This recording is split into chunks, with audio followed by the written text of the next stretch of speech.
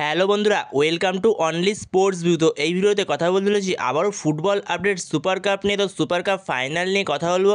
তো super cup ফাইনালে মুখোমুখি হয়েছিল FC Goa versus Jamshedpur FC. তো সেই ম্যাচটা নিয়ে কিছুটা আলোচনা করব এই ভিডিওতে। তো ভিডিওটি সবাই শেষ পর্যন্ত দেখতে থাকো, আর চ্যানেলে নতুন হয়ে থাকলে চ্যানেলটি সাবস্ক্রাইব করে পাশে থাকা বেল আইকনটিকে অন করে পাশে থেকো। তো সেইখানে সুপার কাপ ফাইনালে মুখোমুখি হয়েছিল FC Goa versus Jamshedpur FC. তো এফসি গোয়া 3-0 গোলে সুপার কাপ জিতে গেছে, যেইখানে এফসি গোয়ার হয়ে বোরজা হেরেরা সে দুটো গোল করেছে এবং ড্রেজান ড্র্যাজিক একটা গোল করেছে। তো সেখানে 3-0 গোলে শেষ পর্যন্ত ম্যাচটা জিতে গেছে এফসি গোয়া। তো ম্যাচটা জিতে সুপার কাপ চ্যাম্পিয়ন হয়ে গেল এফসি গোয়া।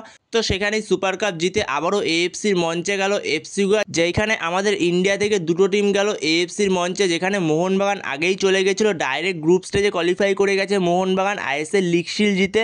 তারপরে এফসি গোয়া কোয়ালিফাই করলো। এফসি গোয়া এখনও পর্যন্ত গ্রুপ স্টেজে কোয়ালিফাই করেনি, যেখানে এফসি গোয়াকে একটা নকআউট ম্যাচ খেলতে হবে এবং নকআউট ম্যাচটা জিততে পারলেই তবে তারা গ্রুপ স্টেজে কোয়ালিফাই করতে পারবে।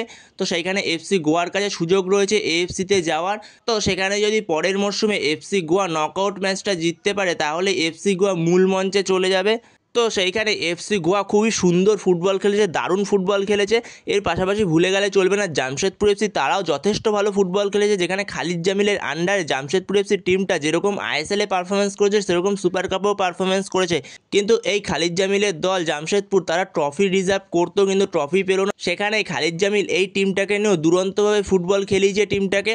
তো সেখানে খালিদ জামিল যথেষ্ট ভালো কোচিং করিয়েছে এবং তার পাশাপাশি জামশেদপুর এফসি যথেষ্ট ভালো ফুটবল খেলেছে এবং কালকের ম্যাচেও যেখানে 3-0 হারার পরও জামশেদপুর এফসি যথেষ্ট ভালো ফুটবল খেলেছে।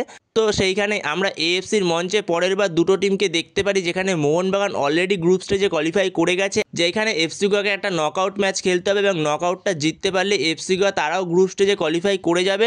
আর সেইখানে সুপার কাপ ফাইনালে চ্যাম্পিয়ন হয়েছে এফসি গোয়া। তো চ্যাম্পিয়ন হয়ে এফসি গোয়া পেয়েছে 25 লক্ষ টাকা, আর যারা রানার্স আপ হয়েছে জামশেদপুর এফসি তো তারা পেয়েছে 15 লক্ষ টাকা।